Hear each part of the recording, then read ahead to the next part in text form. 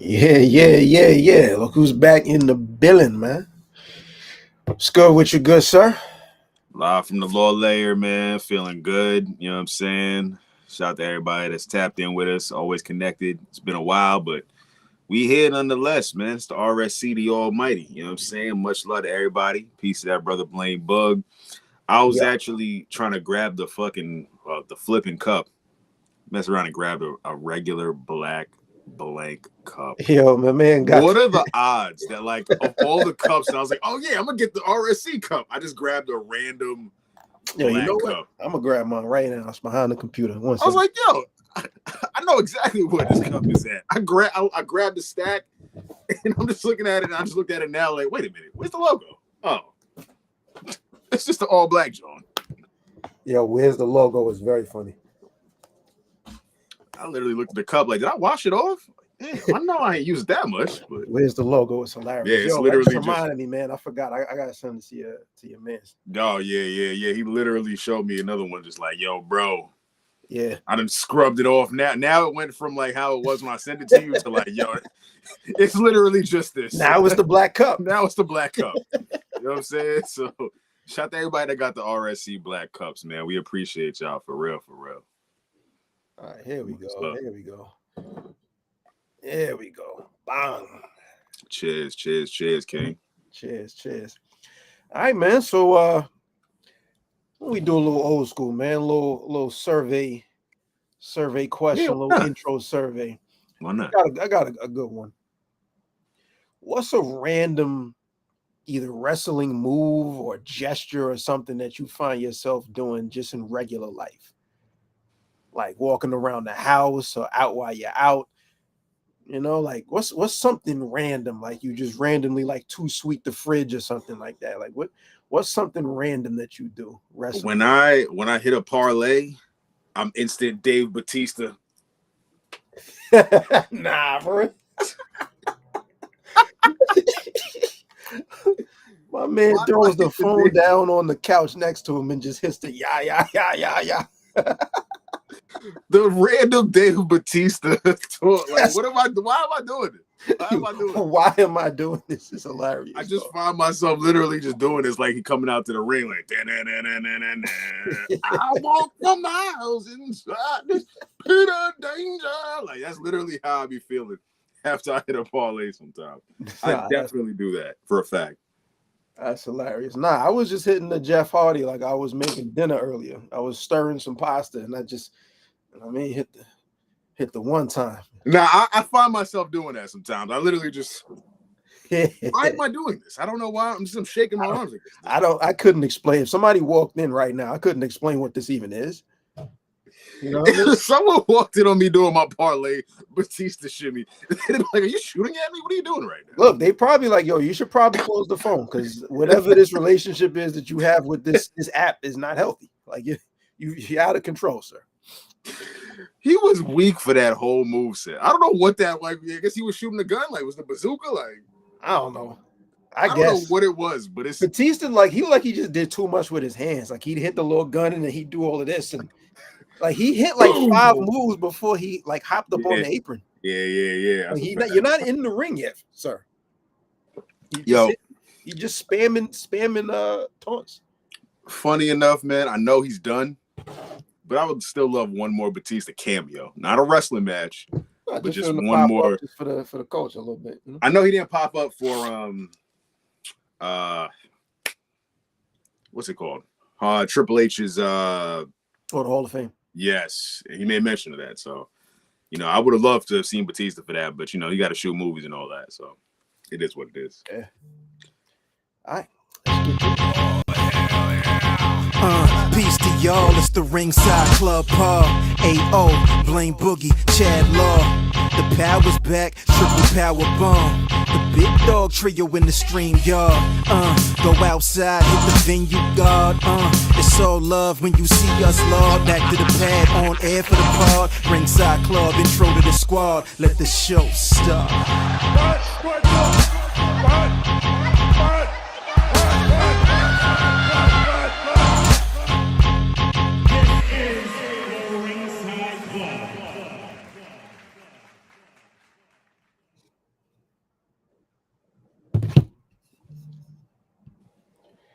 Yes, sir. Peace, peace, peace, peace, peace to the gods, and of course, peace to the earth. This is indeed the Ringside Club.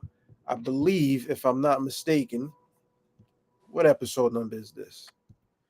No, you What got to go episode back. number is this? Now This that is we've shifted, episode 119. now that we've shifted to the tri-weekly / When It Matters podcast, it's definitely might be a little tough to keep up on the numbers, y'all. But we still here nonetheless. We ain't like them other pods that is like, yo, we just gonna record every 6 months and give y'all an episode. Like, nah, we got lives, but we also gonna get to this wrestling. It's so much wrestling going on, but at the same time, the RSC kind of need a little, you know what I mean, a little gap in between some of these episodes. Y'all got every podcast out right now that y'all can listen to all the time to give y'all the same hatred for AEW and tell y'all that they hate WWE. And tell y'all everything that's going on right now. This is two good brothers right here that just want to talk some graps. Like I said, this is a new year. Fun, man. It's fun, positive man. Talk. Prepped and Plus, cooked. I think last time we were on was really Mania. We did a bunch of clips just previewing and predicting WrestleMania and all that. Mm-hmm. Yeah, man. I know you've been moving around. Yes. Shout out to that Black Effects Podcast Festival. You know what I'm saying? Shout out to Charlemagne. Good hat. Yo, honestly, really great network. A lot of great connections, a lot of great podcasts I connected with. I got to spread word about the RSC, let them know. Surprisingly, I mean, I can't say surprisingly, actually. I was one of the only wrestling podcasts in the whole Atlanta at that Black Effects Podcast Festival. RSC was the only ones present. I'm going to keep it a stack. Everybody was, I'm saying this facetiously, but I'm also saying this not to give them free promo, but the Talking Shit podcast, or the Talking Ish podcast, the We Up Next podcast, We Them Ones podcast, Talk Yo Talk podcast, Who Talks More podcast, the Ish Talk, like, yo, everybody got a podcast in the name of their podcast, effing suck. Like, I'm going to keep it a stack, yo. I just said some names that might have been free promo for those that are watching, but these are general consensus of what the names of some of the people that I was meeting. Shout to them, though. Shout to the homies, good connections. But a lot of y'all podcast names effing suck. Straight up. The Talking Ish podcast? Yo, you work in advertising. Like, come on, son. I mean, I wouldn't do it. The Talking Ish podcast? Yo, I'm trying to change the game. Like, all right, man. Word? That's what's up. Like, that's not too different from, like, some of the record labels that's, shoot 'em up records. You know what I'm saying? Like, it's really no different. Shoot 'em up records is like shoot 'em up records is I guarantee it's out there. No, I'm pretty sure there's got to be a shoot 'em up. There's a few, especially in New York, especially in there's Brooklyn. At least one on the East Coast, one on the West Coast, and one down south. There's at least 3. Nah, you're right. There's definitely somebody in Dorchester, Massachusetts. There's shooting up recordings, shoot 'em up records, shoot 'em up music group. Yo, who is signed to Shoot 'em Up Music Group? SEUMG. All right, it's out there. Yo, dog, Shoot 'em Up Music Group is insane. Lil Young is the flagship artist. Yo, but nonetheless, outside of like the funny podcast names I came across, great network, great resources provided. Some of the things that Charlemagne and the panel said, like, yo, don't feel like you always need to have video.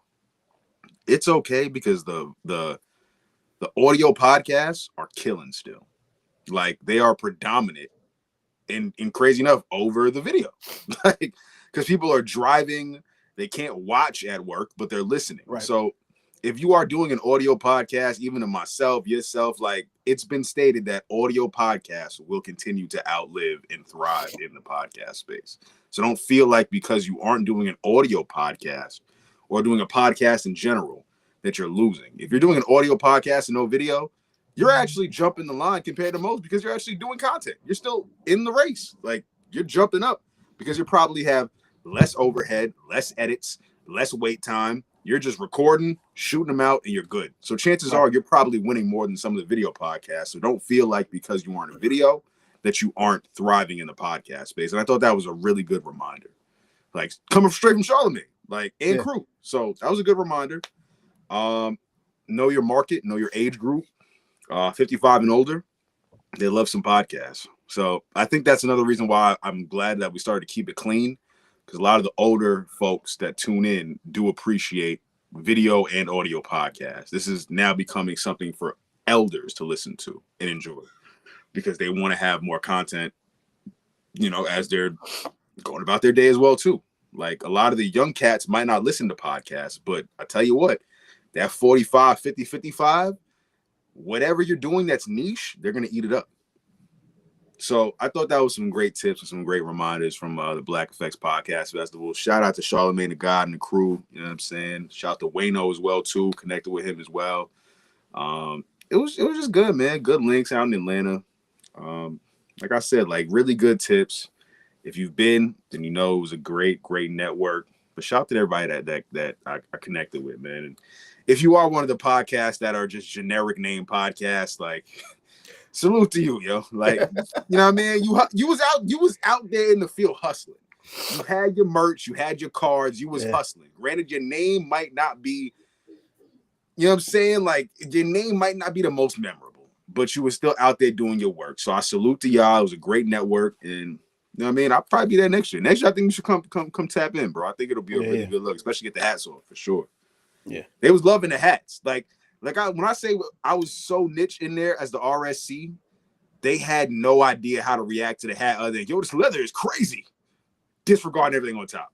Yo, this leather truck is ridiculous. They had no idea. What does that even say? I'm just looking at the leather. But that's why, like, to be honest, that's why I went in this direction. Like, I wanted to do something that's not merch. Like, this is an actual hat company and something that is like really, really quality and put together. So that became a conversation piece. And then when you get close enough to actually read what it is, look at like, you don't get reflections of light on fabric. You know what I'm saying? On the regular wool, you get that on, you know what I mean? So just to do something that's above merch, because the merch is there. The design can be the same thing, and you just put it on the trucker that you get off of Printful.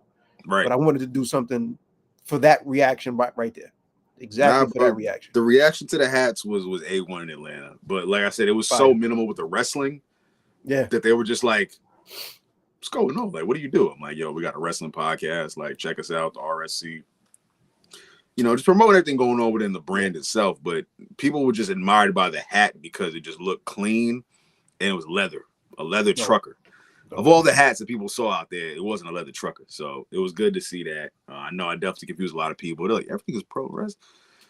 Yo, like, that's actually kind of crazy you say that, because now that I think about it, like, so it creates a conversation piece. You know what I'm saying? Shouts to that NBA draft and the Dallas Mavericks. Yes. The NBA draft. Everything is wrestling, bro. Everything is wrestling. You know what I'm saying? So much love to y'all for connecting with us, man. Shout out to all the new followers that have followed up. It's been a long little break. WrestleMania done happened. What else happened? Backlash done happened. TNA done had a couple PLEs.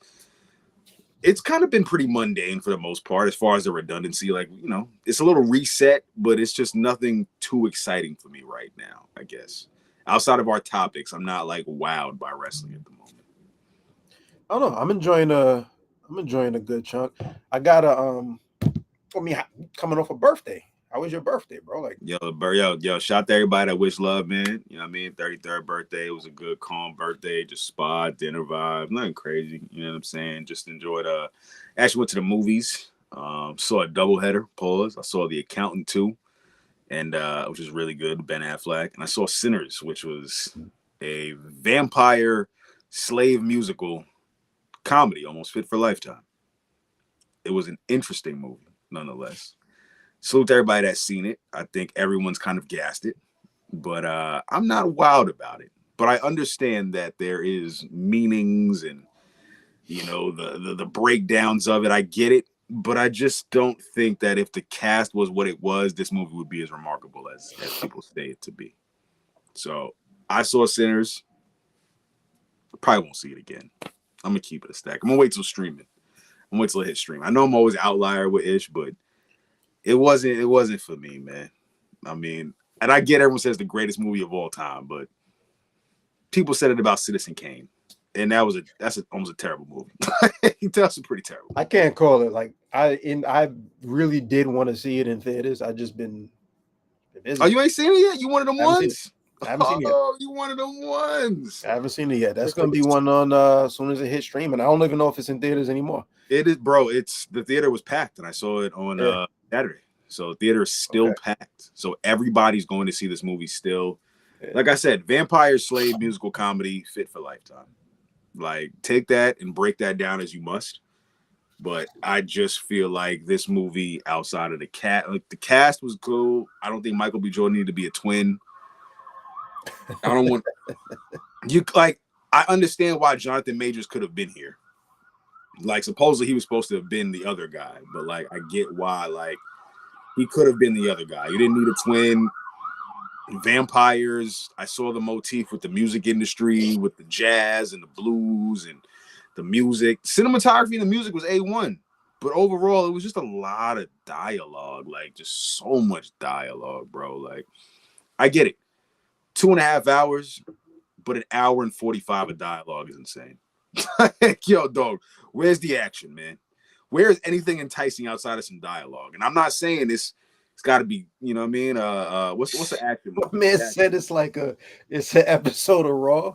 It's a 20-30 minute opening. 3 hours, right? Like 3 hours and 2 matches. Pro wrestling. There we go. Best comparison. The first 30 minutes, you're like, yo, Sinners Pro is insane. Is this a Paul Heyman, Seth Rollins, like Cody Sinners Rhodes? Pro is insane, man. What kind of in-ring promo dialogue are they having for this first 30, 40 minutes of this movie, yo? Like, that's literally the feeling. Like, yo, dog, there is some excitement. I'm gonna catch it. Like, probably more than likely when it actually comes out on streaming, just so I can actually just sit down in the crib. I haven't had a chance. I was this close one day, just going like honestly dolo, like on a random day just to catch it. And just haven't had the chance. But it's too packed in the theaters, bro. I'd wait till it gets to streaming. Like, it's still packed, and you're still getting people bringing their babies, the straggle. You're getting the YNs who want to talk through it. You're getting the baddies who's like, that's fire. That's fire though. That's fine. I mean, there's a little atmosphere. That's what it was like when I went to see Black Panther, right? I saw Black Panther. Compare it to that. I'll compare it to that. I saw it sounds like that. It was more of like, you know, not only do you want to see the movie, but there was the experience of when and where you go to see the movie, you know? Like, I'm watching the white people in the crowd watch along to this movie, and I'm just like looking at the white people and looking at the screen, and looking at the white people, looking at the screen, and then watch them say the N-word and watch them be racist and looking at the white people saying the screen. It's amusing to watch the environment that is around you. But I say wait till it gets to streaming. Yeah, don't even. Yeah, I'll catch it. Catch it on streaming. I'll catch it. Yeah, man.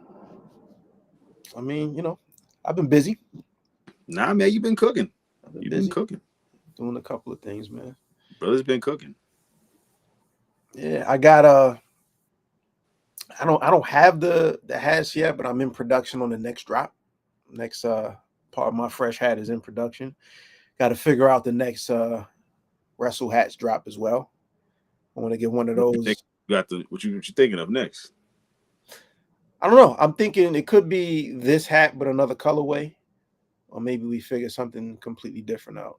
That hat in a black joint wouldn't be bad. Like, if you flipped it almost. Yeah, I was thinking that, like, do black. I was thinking like even like a black and yellow, maybe the black on yellow, or reverse. Like, there's a couple colorways that I haven't really touched yet. I like that. Like, this could be like really, really dope just to put, you know, 3 or 4 versions of this out before I even hit the next design. But then there's also on the other side, there's like a couple other ideas that I might want to hit as well. So, but the next I say before you go on, the team that wins the championship, it's an idea. The team that I hope wins the championship is in production. You can make it a Denver Nuggets, you make it an OKC, you can make it a Boston color, make it a green and white. You know what I mean? Denver's out here trying to avoid elimination tonight. Denver is dying to stay active, man. They trying their damnedest, bro. Yeah. Jokic was hitting some circus shots the other day, but you know. They trying their damnedest right. I just put out a little tune. I was originally, to be completely honest, I wanted to put this out when I dropped the hat. Mm-hmm. And I, again, just being busy, didn't get a chance to figure out what the visuals are going to look like. I was like, man, it'd be dope to find a ring to shoot it in. I was thinking about doing that at House of Glory. Then I was thinking about going over to the wrestling universe and shooting in front of that Bret Hart mural. Just been busy, so I ended up just tilting the camera this way and Go to shooting the at-home John. Yeah, a little in the corner, just more of like a in-studio performance type of vibe, more so than anything else. But that's available right now. Everything is pro wrestling on all of your streaming. Gotta go pick that up. We cooking. We cooking over here, man. Matter of fact, let's get into it when we come back.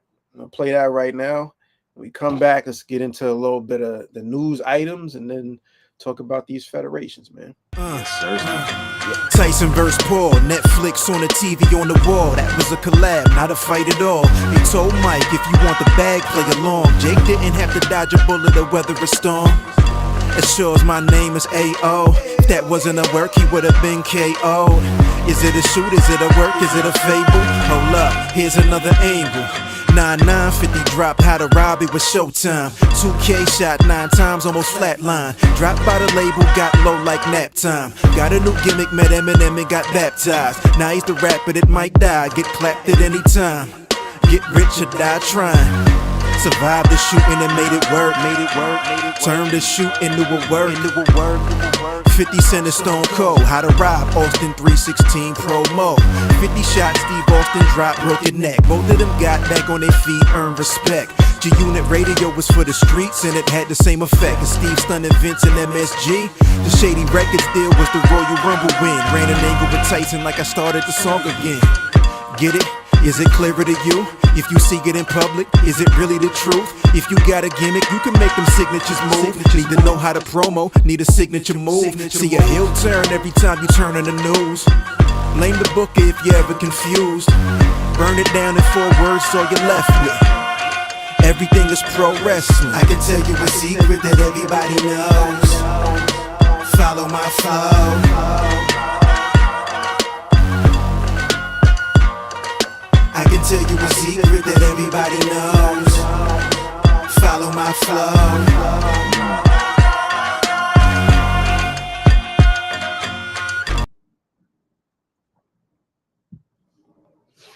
Yeah, I mean. Yeah, I mean. A little bit, man. You know, produced, written, recorded, mixed, mastered, all the above, A to Z by AO. I mean, so that's everything is pro wrestling. Get that on all your streaming platforms. Let's talk a little bit of Graps, man. A couple of news items before we get into talking what the federations are doing. First and foremost, man, rest in peace to Sabu. Sabu passed away at the age of 60. A couple people did ask me, though, like, you're going to talk about Sabu? I don't see it in your news docket. I was like, gotcha. We're going to get it covered, man. R.I.P. to Sabu. I mean, a legend is not enough. When you talk about like influential wrestlers, you know, I look at a lot of the people, especially like backyard wrestling, you know, people that were coming up when Jeff Hardy was real active in his prime early in WWE. A lot of that stuff, you know, people probably saw Sabu do first. You know, a lot of those death-defying moves, that was in the way the people introduced them, the ring announcers introduced them.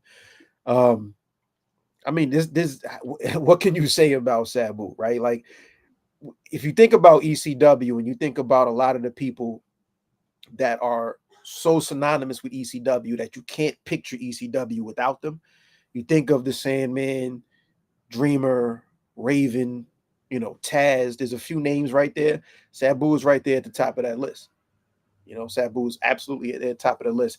Cup of coffee here and there in WCW, cup of coffee here and there in WWE and doing his different things around the way. But his year in 2006, by the way, was remarkable. Like, I'll tell you that. Like, all right, remarkable might be a stretch, but it was something different. If you knew Sabu, to see him come to WWE to work with John Cena, Rey Mysterio, and have those type of matches, you had to be there to experience it. Like, this was the last year before I checked out of WWE.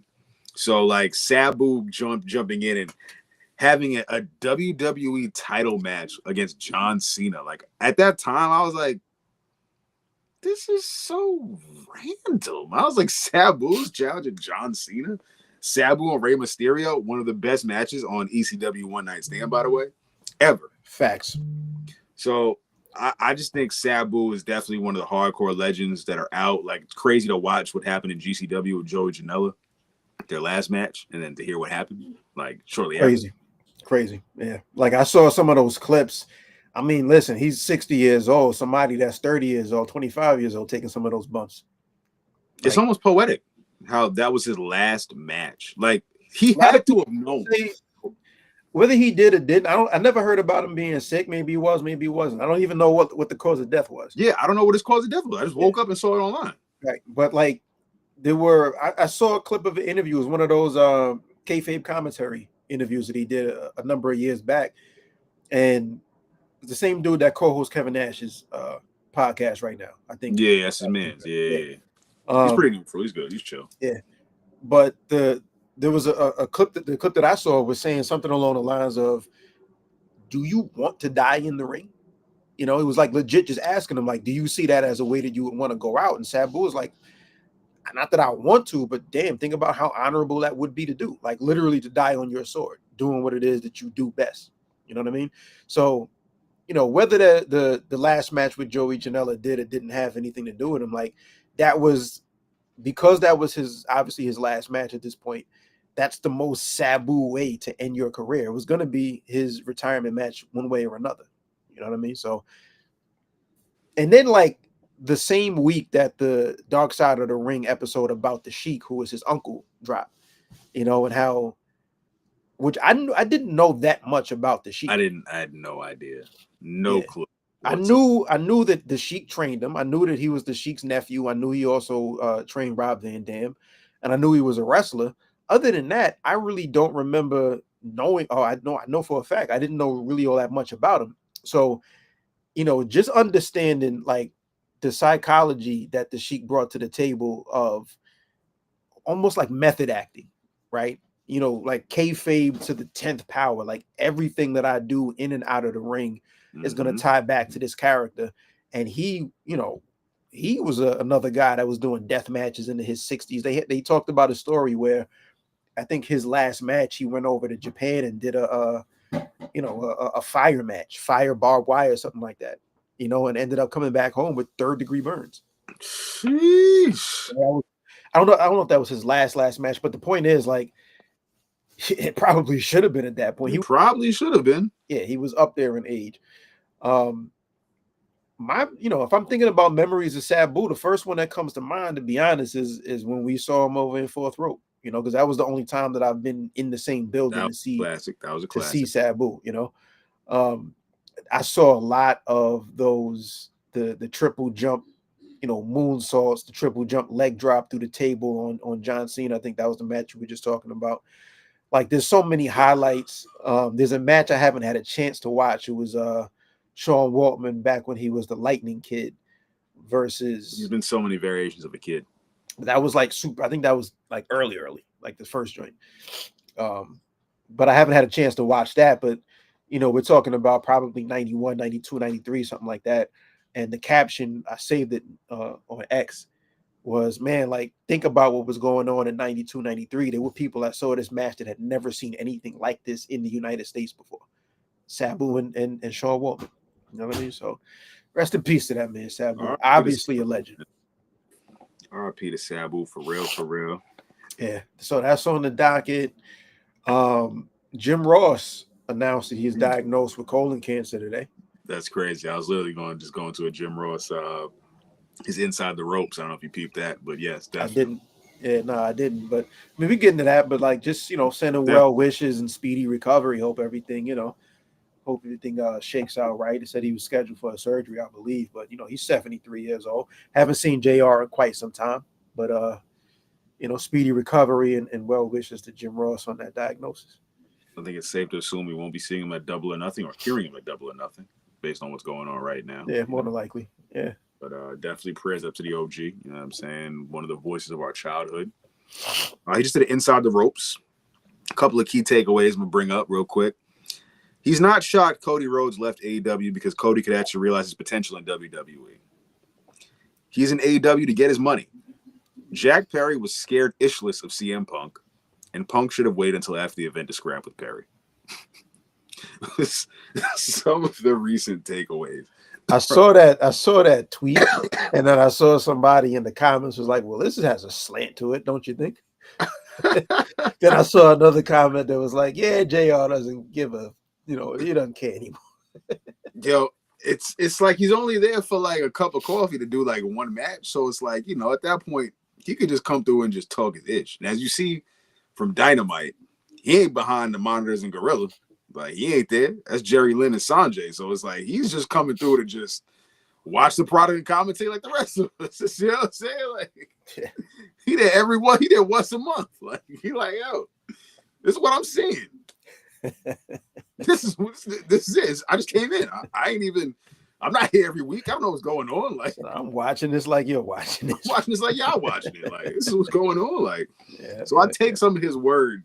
You know what I'm saying? Like, I can't just be like, oh, JR is wild. Like, I mean, he ain't there. I don't know that he's wilding or not. I mean, like, the one interesting thing on there, because like Jack Perry being scared of Punk, I don't know. I saw the video, but whatever. The one interesting note on there is Cody Rhodes going to WWE to reach his full potential.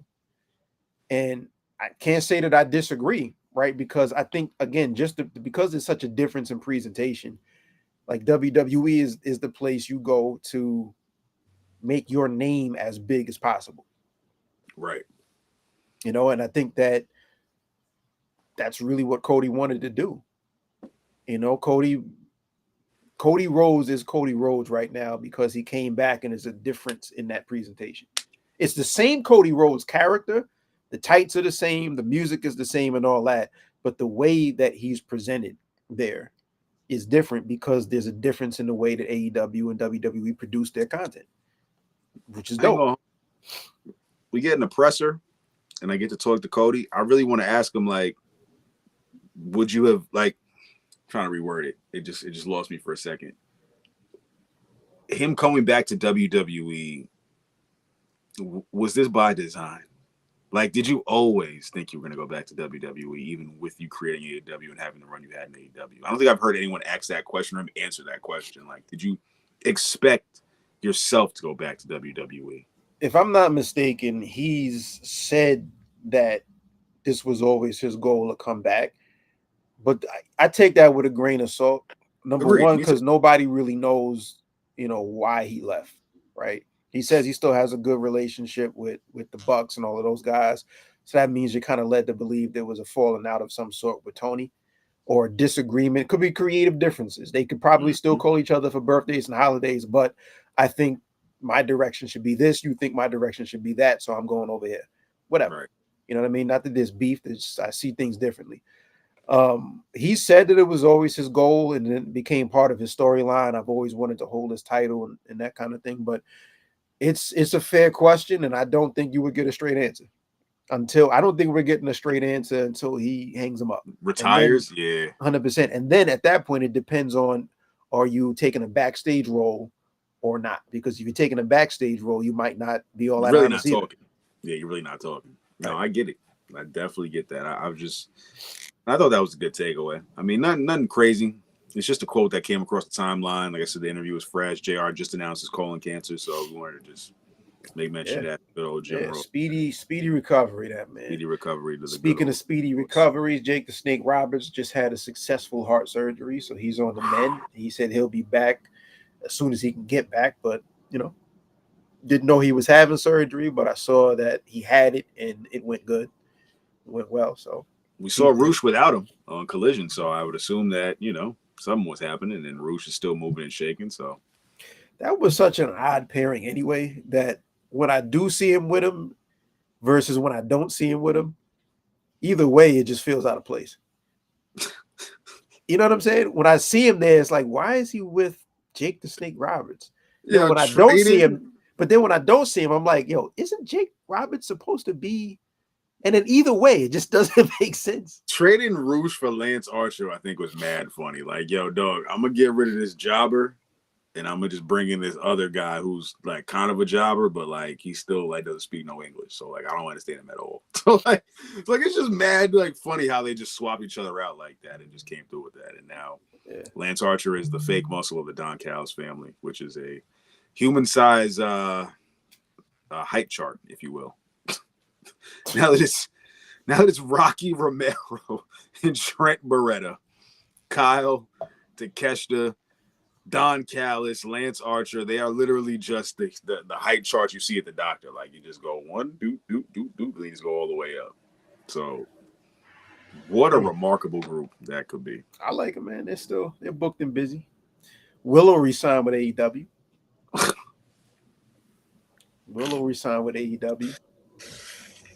I like it. I'm sorry, Keeks. What, you wanted Willow in NXT? Yo, I wanted Willow so far in Tampa, Florida, Orlando, Florida, whatever it is, that she literally could be right next to Jordan Grace. Like, she could have been next to Jordan Grace and Stephanie Vacour, like, effective immediately. Word to DJ Head and Elliott Wilson. She could have been right there. I personally, I just want more for Willow. That's all, man. I think Willow is in a good, like, let's look at the blueprint of the last person that was up for contract and then re-signed. Okay. Danny Garcia.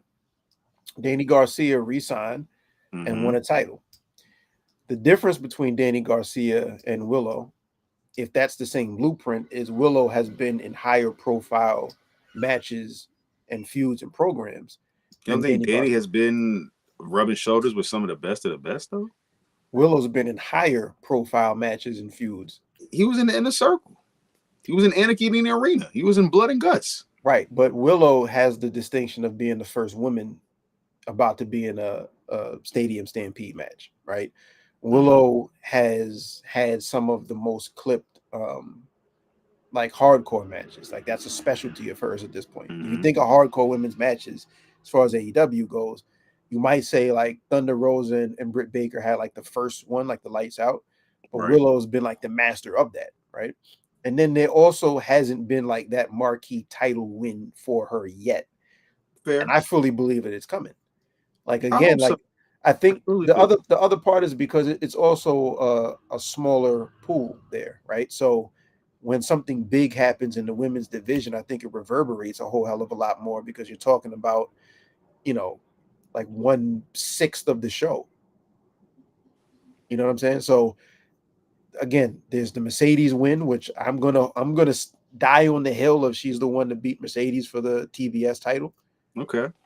You know, so I think like end of the day, and again, like Danny Garcia is still on television. I don't know what the next major thing for Danny is going to be. Like, I'm pretty sure what it is. I'm pretty positive what it is. We'll get to that when we talk more about AEW. I mean, he's in a feud in a program right now. I'm just talking about like the next big bullet point. It's going to come. It's literally going to come with that. I think it's going to come with this FTR But like end of the day, like you know, I like Willow and AEW. You know, so Stack could fight forever. You know, I enjoy them too. I just think they would thrive more in the WWE system, but Willow is going to wave the AEW flag, respectfully so. I just think she's going to be one of those that catch on later. That's all. Like, I don't want to sound like the WWE guy, but look, I don't even think that she's not caught on. I just think that I think is like you re-sign and it's more about, okay, I've committed to you, now you commit creatively to me. Which is what I mean by she'll like catch on later, as in like this is her time. Like now that people really back Willow and she's got a full multi-year deal, these next couple of years will be the years that put Willow on the map to where her next deal is up. Her leverage is going to be so through the roof that WWE is going to be throwing millions at her. Like, yo, we need you here immediately. NXT, get to the main roster. We need Willow Nightingale, like 4 or 5 years from now type ish. So, you know, it's cool. I just hope she just wins. I hope she does something more memorable because right now the women's division on both sides, mid card and main event, are just locked up between Toni Storm and Mercedes Moné, and I don't think there's going to be a let go of them anytime soon. So that's kind of why I'm just like happy for Willow. Just one more for Willow. That's all. Well, I think like whatever the next big thing is, I don't know if you want to get into AEW here, but it's probably going to be not necessarily a Double or Nothing, but at All In. Like Double or Nothing, both the TBS and the world titles feel like they'll be, dope matches and programs for right now. But I see both of those being champions that retain their titles. What if Jamie Hayter does beat Mercedes one day? You think she could? You think she could pull it off? It'd be a shock. I think, put it this way, like if I'm putting money down on it, I also wouldn't have bet that Azumi would have won the New Japan Strong Championship. Couldn't pick her out of a lineup. I would have never went with that one either. I'm right there with you. That caught me by surprise. Well, I'm slightly more familiar with Azumi. I'm just saying I didn't think, Mercedes is one of those, like, I don't believe she's going to lose until I actually see her lose. It was almost like for a while the Bianca Belair joint, right? Like Bianca Belair is in a match, boom, Bianca wins. And then it's like, oh, she lost. Yeah. So that's kind of how I felt about Mercedes. Like I saw the match and then saw her lose. I was like, oh, not get pinned, but still lose her title. So speaking about Jamie Hayter, I look at it like I would have given it like a 100% chance, put it this way, prior to her losing the New Japan Strong title. Okay. Now I say it's probably like a 95-5, right? I still think she's the favorite, but I wouldn't be 100% surprised if Jamie Hayter beat her, because what I think happens now is like you lose one title and the dominoes fall a little bit because she's in tune for whatever the next the bigger title. Yes. If it's not Jamie, I'm still going again with Willow, but now I got to look at the pay-per-view schedule to see, would they do that title change, for example, on the episode of Dynamite, or do they hold that off for a pay-per-view? Like there hasn't been a big championship title change on TV in quite a while. I agree. I'm with you on that, though. I am with you on that. That makes a lot Which, of by sense. the way, would be a bigger audience than the people that buy pay-per-views, right? So you want to cause a little wave, do something big on TV. That is something. That is definitely something. I mean, I like that concept. You know what I'm saying? I don't know. When I saw the news about Willow, I was happy for her. Naturally, Long Island, big a lot stand up, but I just wasn't, I want her to go to WWE. That's just me. And I know I'm gonna probably piss off some of the AEW folks that fuck with us or that mess with us, but I don't know, man. I just the way Jordan Grace is looking right now, we're getting our prepped and cooked. How could you not want to go over to the other side, man? Where it's just greener, yo. It's just greener there sometimes, especially for the women's division. It's the best women's division in the whole, in all the land. Am I not mistaken? Because right now Nikita Lyons is trying to fight my baby Tessa Blanchard. This is what's going on in TNA. Like, this is TNA. AEW, you got Mina Shirakawa popping up, and I respect Mina Shirakawa popping up because she's going to do what she does, but it's like, how she just come through and just get a title shot? It's like, yo, this is what happens at AEW. You re-sign to get a title shot, and then after you lose, back down the card you go. Like, literally, when she came through and got the title shot, I was like, yo, come on, man. Where's Willow and Statlander? Like, I hate to sound like that. Willow Statlander, like, mob, but like, yo, dog, they should be at the forefront of this division by now.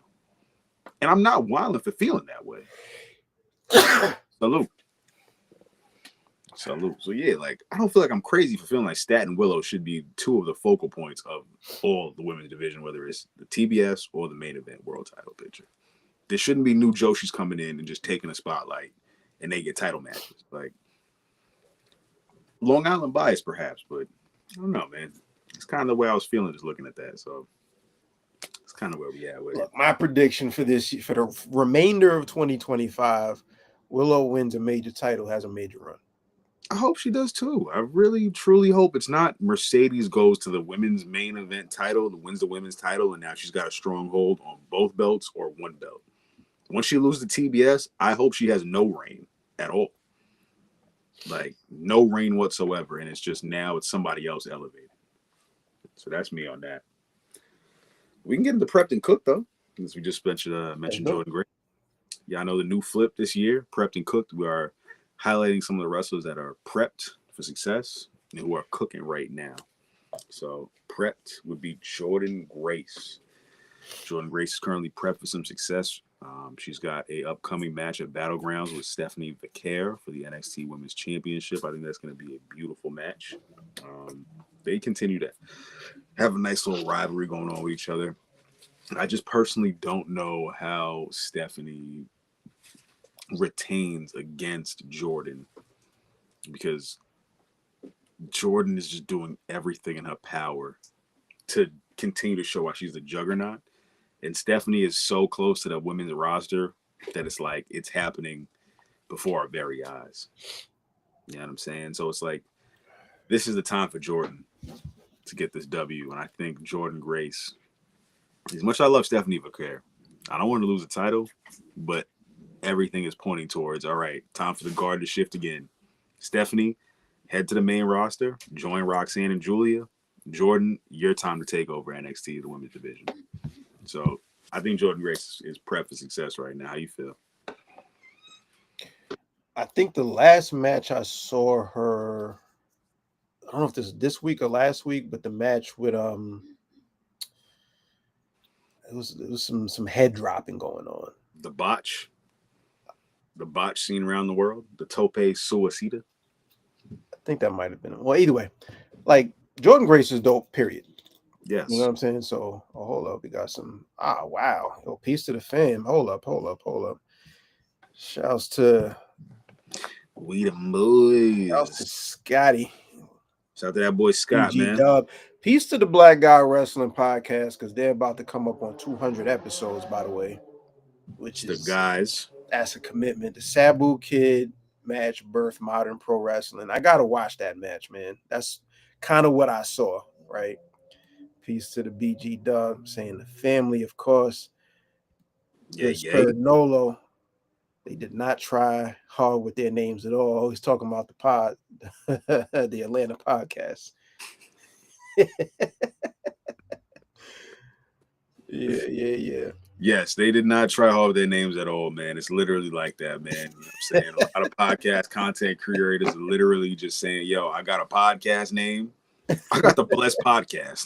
I'm the Blessed Podcast. Like, oh, word. That's what's up. Blessed Pod. Pod. Blessed Pod. All right. You know what I mean? Jordan Grace. Look, Jordan Grace, when she first made waves in the Rumble, we already knew what time it was there, period. And I think it's cool that you don't immediately come in. Like, to your point about Azume. I mean, not Azume, about Mina. Mina comes in, resigns or whatever, and she's immediately like in a title match.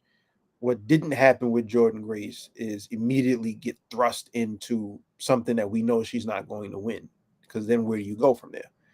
You know, she's been close, right? She's had the matches already. She's had a 4-way technically, so she's had matches.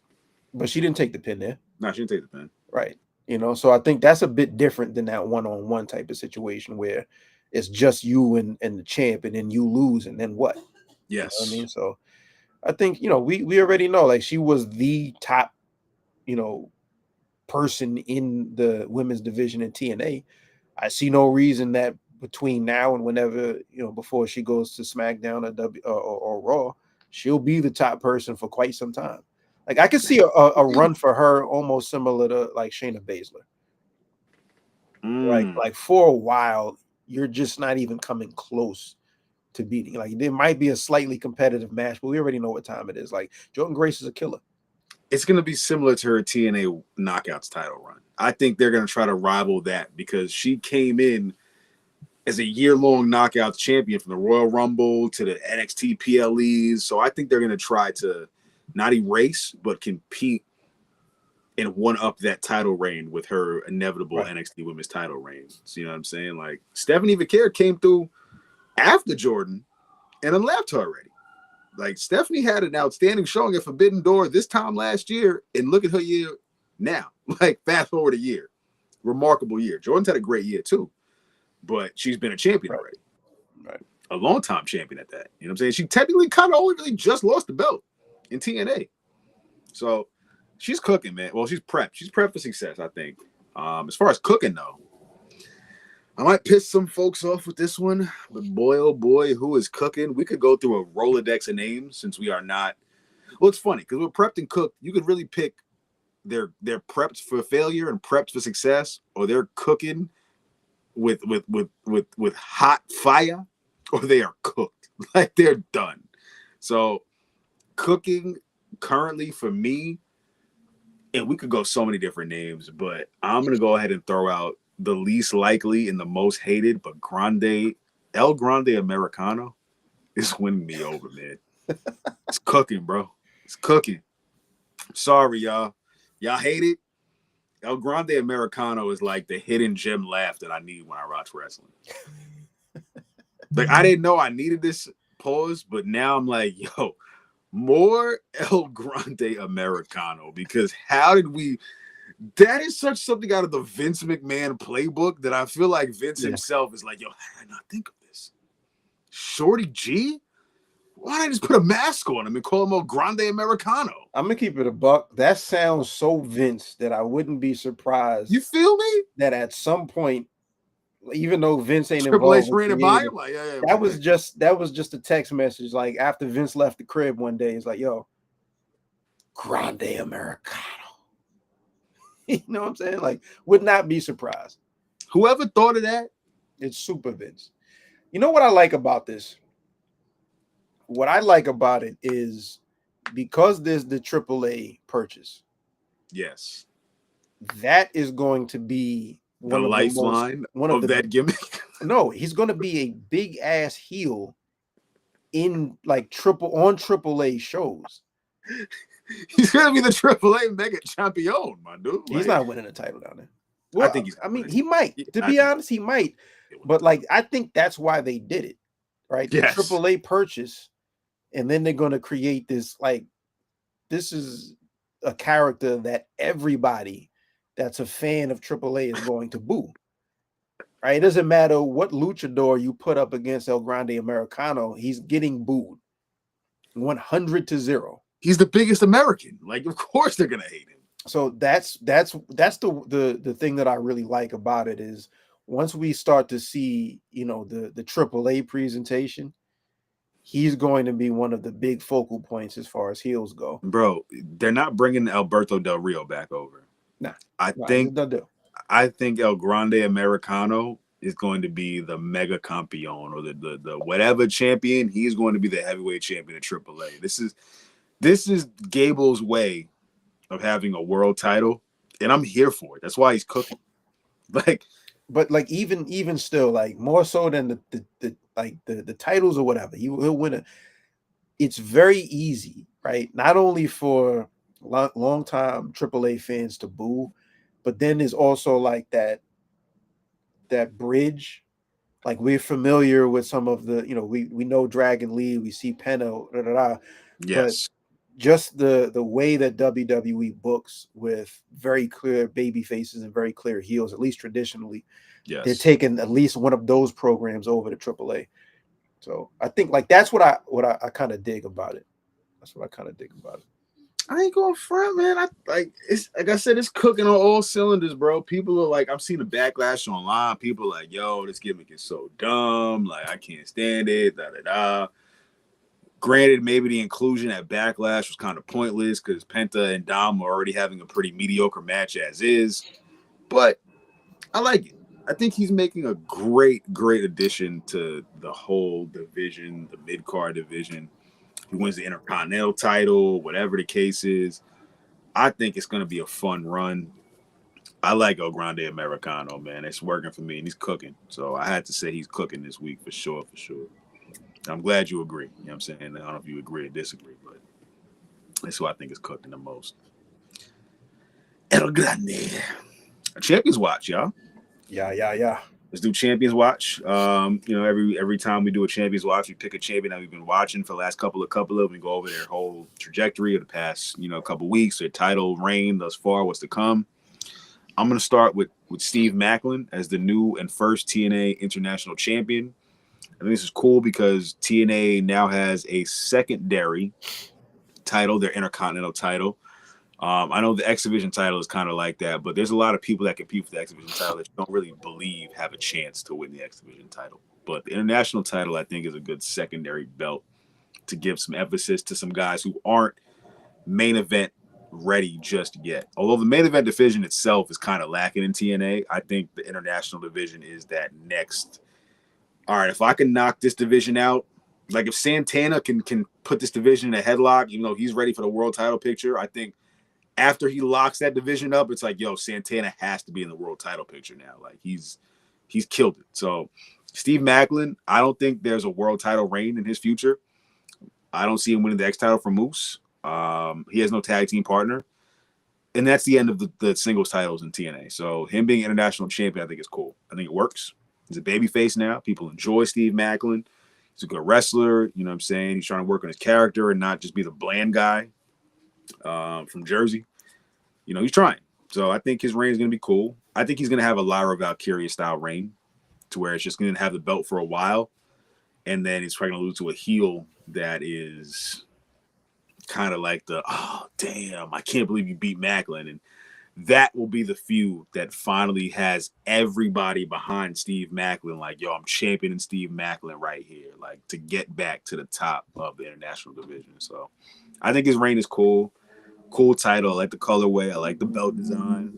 I don't know. I just wanted to give some spotlight on Steve Macklin one time. You know what I'm saying? Because I feel like we never talk about Steve Macklin. We never talk about the international title since it debuted a couple weeks ago. And that's that. That's Champions Watch for me. What you got for your champion this week, bro? I have two. They're both in House of Glory. Mike Santana is the longest reigning House of Glory champ, I believe, ever. And Indy Hartwell, pardon me. Indy baby. Indy Hartwell is the brand new women's champion over there in House of Glory. She's a future Knockouts champion, bro. I'm telling you, she's winning the title at Bound for Glory. I like the reintroduction of Indy Hartwell. You know, we saw her at House of Glory in that match with Mercedes. Mm-hmm. That was fire. That was a good match. That was fire. And now that she's won that championship, and like you mentioned, like she's making waves over there in TNA, like Indy Hartwell is dope, you know. And I like her reintroduction into the scene, really. You know, picking up some goals. She has a name. She has a name that can force people to pay attention. She's likable. She also looks good with a title over her shoulder. When I saw that picture of the House of Glory women's title, it looked right. You know, she has exactly. She has one of those personalities that's going to draw you in.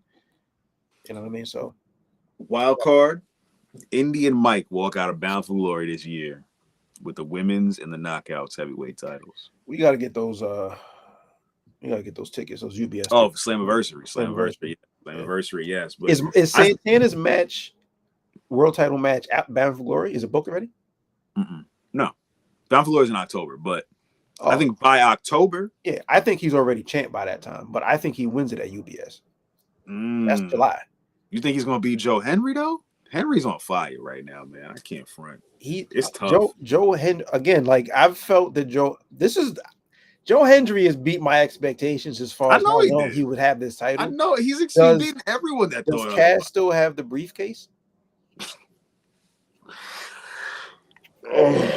Don't quote me on this, but I think he lost it at Rebellion the last Friday PLE. He cashed it in and still lost. Well, put it this way. I think the biggest match that you can book for that title right now is Mike Santana versus Joe Hendry.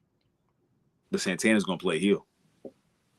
But Santana's the hometown guy. I think it's face versus face.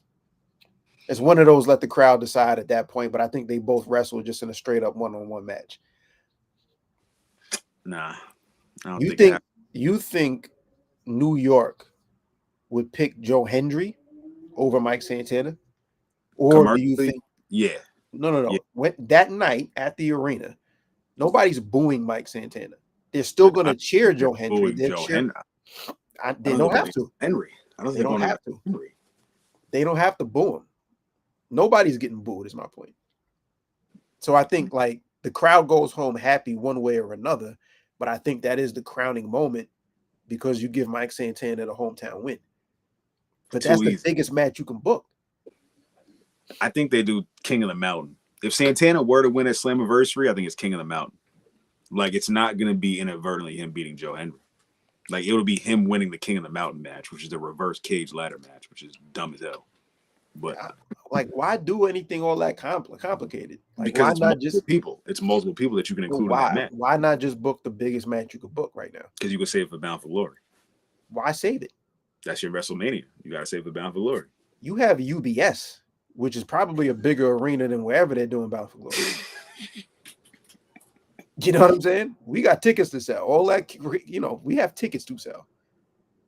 I just think the easy way out is a multi-man King of the Mountain ladder match. That's why you don't do it. Sometimes you just gotta go the more difficult road and beat somebody that's hot. I just don't think it's if Santana were to win, he has to be heel because Henry's the biggest babyface. He doesn't have to be take heel. the title off of Henry. He doesn't He's have the most to be commercial. Commercially, he's the most commercial guy in TNA. If there was ever a time to say, I just hear my inner Bubba Ray, titles don't mean anything, wins and losses don't mean anything, it's the da-da-da-da-da. He'll still be as over the following Thursday with or without a title because the song is what it is and he's going to do his little dance and smile and turn around. Right or wrong? Do you think Joe Hendry is not over because he loses the championship? I think the person who takes it from him should be a huge heel that makes people continue to be behind Joe Henry and champion Joe Henry's run to keep Joe back to the championship. I don't think Joe Hendry has to immediately go back into the title picture. To me, it's very simple, babyface.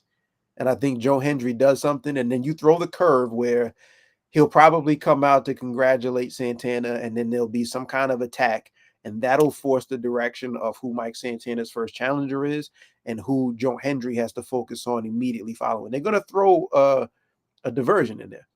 That's why King of the Mountain. That's why I say it's King of the Mountain is the match of Slammiversary. I think it's the anniversary. It's the Slammiversary. I wouldn't do it. It's the main event. It's a staple of the pay-per-view. It's multi-person, and it gives you a reason to, if you want to switch the title, Henry doesn't have to get pinned. Yeah, that's 6 reasons why King of the Mountain. Sometimes you really can just pin a guy. It's okay. I don't think it's gonna. I just if Santana were to win at Slammiversary, I just think it's gonna be off of the back of King of the Mountain stipulation, like him climbing the ladder and putting the belt up, and like now Santana's the champion, but Joe Henry's just sitting there in the penalty box, like, "Yo, are you kidding me? Like, I can't believe it." You don't think that's a dud ending to his title reign? But it's a safe way if you were to take the title off them to get the belt off him.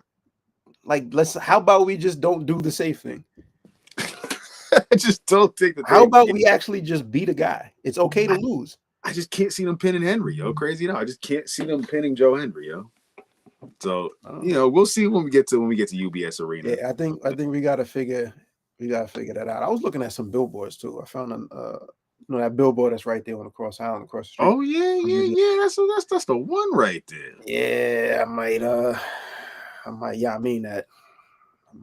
That's the one. Nah, so that's Champions Watch. Shoot, Backlash time. Yeah, I'll run down the Backlash car real quick, and then I'm gonna hit the gentleman's room, and then we come back and talk about what were the highlights from Backlash. But Backlash just occurred. Where were they? Backlash was in St. Louis, Missouri, of course, the hometown of Mr. Louis, Missouri. Jacob Fatu beat LA Knight, Damian Priest, and Drew McIntyre fatal 4-way for the U.S. title. Lyra Valkyria successfully defended her championship, which is the Women's Intercontinental Championship, against Becky Lynch. It's crazy. I thought she was out of here with that. Dom Mysterio beat Penna for the IC Championship, retained his title. Okay. Gunther beat Pat McAfee. And then John Cena defended the undisputed WWE Championship against Randy Orton. Barn burner. Yeah. Some would say. Barn burner. Some would say. Barn burner. Some would say the barn just burned down. I actually enjoyed the match, yo. Crazy enough. I mean, we'll go through the matches. I'll be right back. Hold it down. But I mean, as far as John Cena, Randy Orton, we'll get back to it. That was a hell of a throwback to like 2009 vibes. Like I remember the times out there for them having a back and forth feud nonstop. I mean, the ending was a bit much, but that was expected. No deep dives to it. I didn't really read into what happened. I didn't read into like, people giving their thoughts and opinions on it. I watched it and I just put the internet and backlash reviews out of my mind and on mute. So the ending was expected. I think this leads to John Cena versus R-Truth, which is nuts, right? I know it's pretty crazy to say that John Cena and R-Truth are going to have a title match, but I think it's filler enough that it works, whether it's the episode that Gunther faces Jey Uso or it is at Money in the Bank. But I think Cena and R-Truth are going to have to cross paths at some point. And the way it's looking right now, there aren't any real challengers for John Cena until he returns. Think about it. Like, there's nobody that is on the SmackDown side that can challenge John Cena respectively for this Money in the Bank pay-per-view and look believable. Nobody. I don't see it happening. Everybody's locked up in their own feuds and their own programs or whatever it is they do, or just not being booked. So which is kind of why I think R-Truth is the one that is going to challenge John Cena next. It's an easy victory. It's comedy. It's filler. But it works. They've got a story. They can call back to Little Jimmy. Crazy, right? Where does Randy Orton go from here? To a program with Nick Aldis. I don't think it'll happen at SummerSlam. I think they'll just get it out the way at Money in the Bank, right in LA. Or they could just wait till SummerSlam and just have all this make Orton's life a living hell for the next couple of weeks until then. I think that's pretty clever. I wouldn't be surprised if that was the case because Nick Aldis is a really damn good general manager. So I think that's where we go from here. I was just talking about Cena's next challenger. Okay. Being R-Truth. Much to the chagrin of the internet. But I think R-Truth and Cena have a match at Money in the Bank or that special Raw. Well, maybe not Raw because they're not on Raw, but I think R-Truth is next up for the title shot. Yo, peace to Public Enemies Pod. I was watching their show earlier while I was setting up. Mm-hmm. And they were talking about it'd be funny for like R-Truth to think he's the bad guy now. Like he thinks he's the bad guy in this situation, even though Cena turned on him. Yo, which is hilarious. R-Truth is actually believably the guy that is next up in line. He's not going to win, but I think it's filler enough. Yeah, he's not going to win, but I think it's very funny, man. It's very funny, but then you also got to understand R-Truth gets busy. It's long-term storytelling too. Yeah, he's been a guy who's obviously looked up to John Cena in storyline forever, down to using some of his moves. But when it comes down to actually having that match, R-Truth in a big spot, which probably would more than likely be, I think, the last main event match that R-Truth has. I don't even think it'll be the main event. I think it'll be. I think if John Cena is on the card, it's the main event, man. R-Truth and the main, like this is where we differ. This is where I'm like, I'll give R-Truth the title shot on a PLE, but the main event though, I don't know about that one. I think it is because like, what's bigger than John Cena right now? The Money in the Bank match. No, it ain't. No, it's not. I'll go as far as to say if John Cena was wrestling in a one-on-one world title match at the Royal Rumble is not the main event. That's tough. That's tough, yo. Because I get you.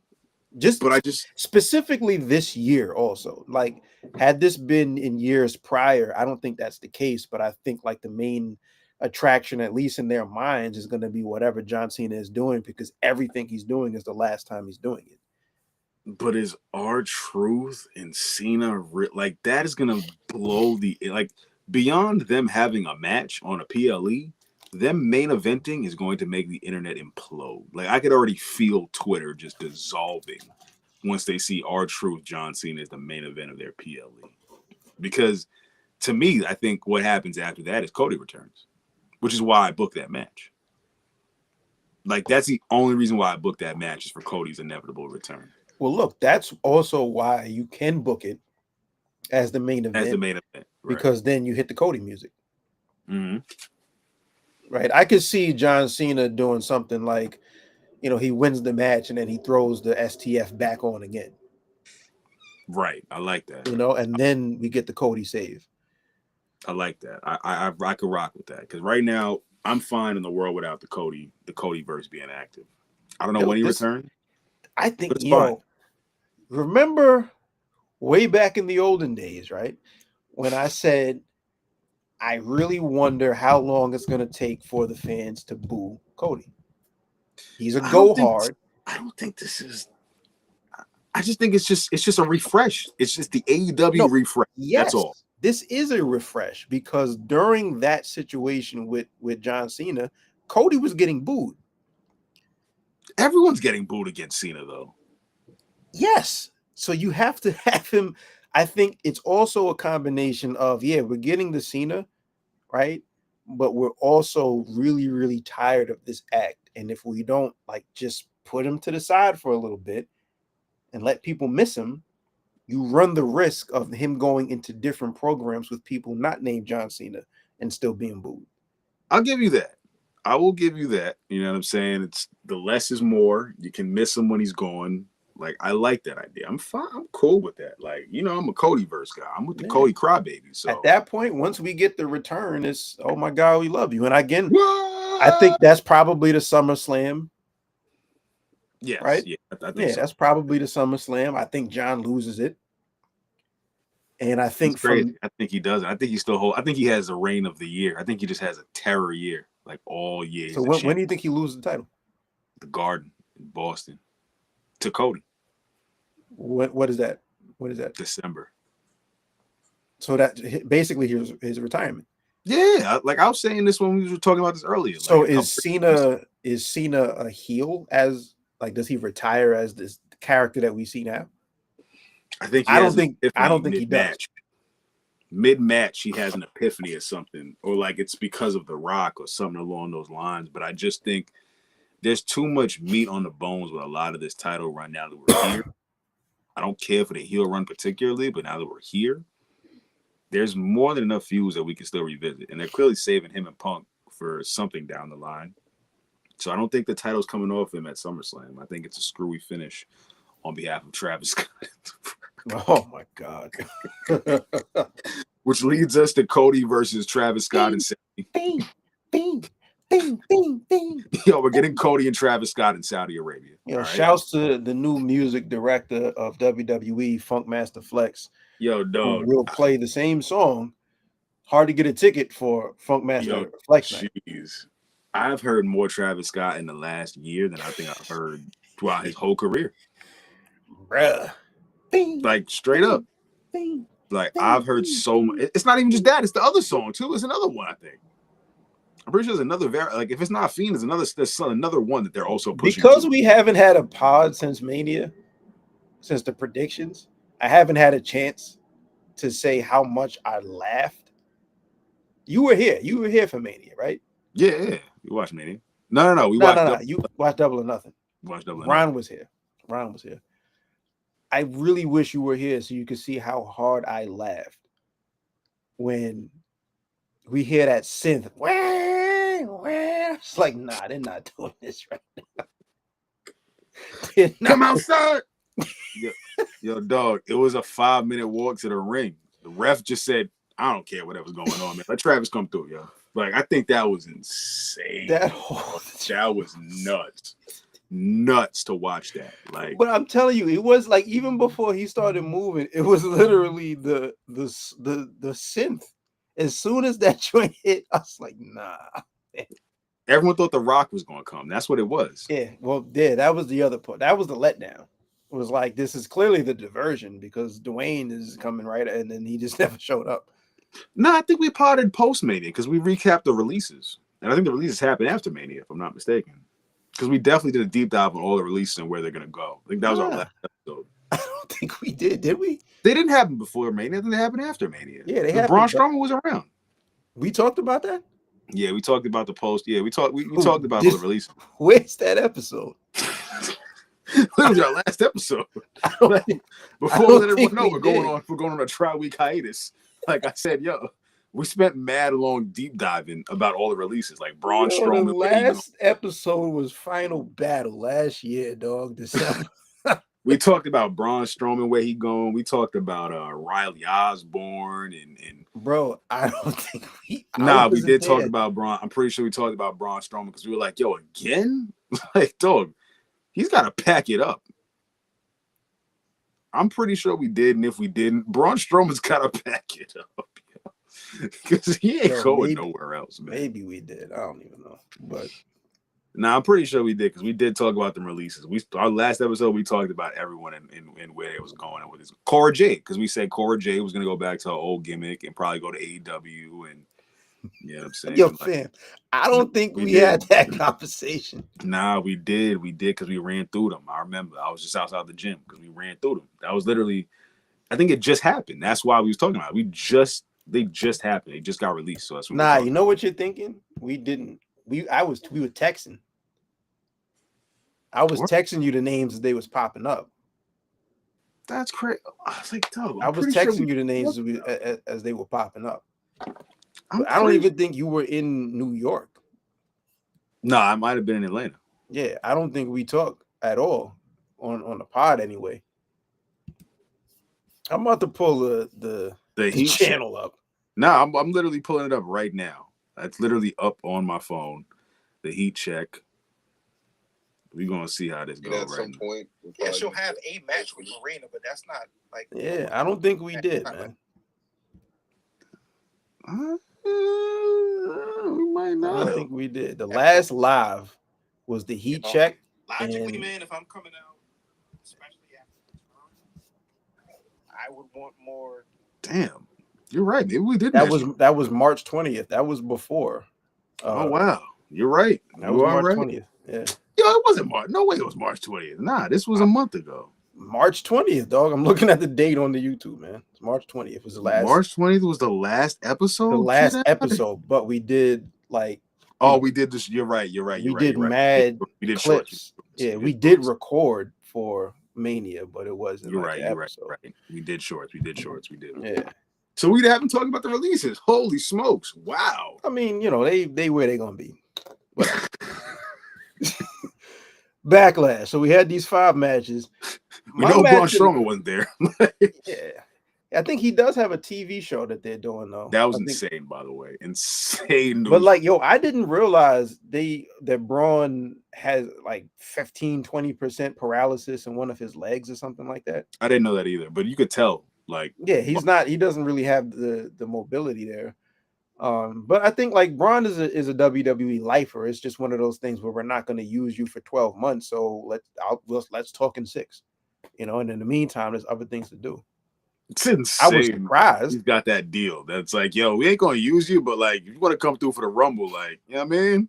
But I also think like it could be one of those things where his body might be breaking down. You know what I'm saying? Like, why even have this guy on a road like that? That's a rough life. And there's way more better giants that are here at this point that are faster than you, like Jacob Fatu, Bronson Reed, the new Jeff Cobb. I can't wait till Bronson Reed pops back in. I'm so excited to see Jeff Cobb. What I was gonna say is like, as far as like my JC Mateo. Nah, he's definitely Jeff Cobb. Nah, he's JC Mateo, man. Come on, man. JC Mateo, bro. We'll see tomorrow on SmackDown. They said Jeff Cobb on TV. Yo, but Big E said it might not even be his name. Literally right after that. So he said that? Yeah, he said it in the post joint. Which to me was like, Big E said it might not even be Jeff Cobb. I was like, it might be something else. I was like, damn. And then they just filed the trademark for JC Mateo. So I think. Did they really? Yeah, they did. It's a fact. JC Mateo? Yeah. It's mad Filipino. Why not just call him Jeff Cobb? Because, you might as well make him it's a new canvas. Just wipe it clean. He used to be Jeff Cobb in AEW and New Japan. Now he's JC Mateo.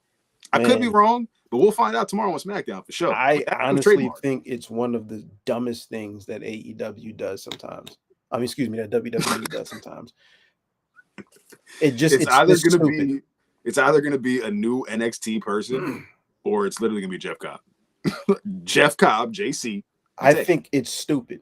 Like, even though the next answer that somebody is gonna say is, well, which is also stupid, because you have a guy who does have a lineage and a career. But there's also Zoe Starks. The next can't be two people named Mike, right? What are we talking about?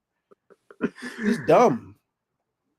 It's to me, it's different if you have somebody coming in who nobody has seen anywhere, but you have somebody with a bit of a career, or a lot of a career, like a Jeff Cobb or a Ricky Starks. We just got to change it just so we can own it. That's whack. Yo, you know what's crazy? I was waiting for us to pot about this, but the discourse online about Jeff Cobb's debut was kind of crazy. It's kind of wild. I saw a little bits and pieces. How do you feel about it? I saw little bits and pieces. So if I'm not mistaken, shitted on, or ished on, I should say. Sorry for the clean viewers. Ished on his debut. There were some people that I think it's just because they don't know. I really think it's because they don't know. Which is crazy because it's the internet. So it's like it's the internet crowd that was just like, "Who's this fat rhino?" I was like, "Oh my god!" Yeah, but I mean, everybody's on the internet, right? So I think like when you're getting those conversations about people watching WWE, it's also people that probably aren't listening to wrestling podcasts and don't know who Dave Meltzer is. Fair. Because I just, the crowd popped. I thought that was dope. Like when they finally showed his face, like I was like, that's cool. Like the crowd reacted like they knew what was going on. But then you go to the internet and then you literally see 75% of who is this fat F in the ring. This guy is who y'all talking about. Quite a few of our mutual followers and on the podcast space literally were like, this is who y'all gas? This is who y'all hyped about? This is y'all king? I mean, look, if you watch one show, like if you're just watching WWE and you're not tuned in, he didn't really have that much time on AEW even. So if you really haven't been tapped into New Japan, then you're not going to know. And to be fair, the times that he was in AEW, all 5, 6, 7 times he lost. But that's what I'm saying. Like it wasn't even all those matches, and I was there for that cage match. Like he lost. I was maybe the cage match or the match with Cody, but he definitely lost that. To my point, like even when he was there, it wasn't like there was anything notable happening with him. He was there for a quick match. So if you just happened to not watch that episode, or even if you did, what was the takeaway? He lost. Guy. You know what I'm saying? So yeah. Big guy lost.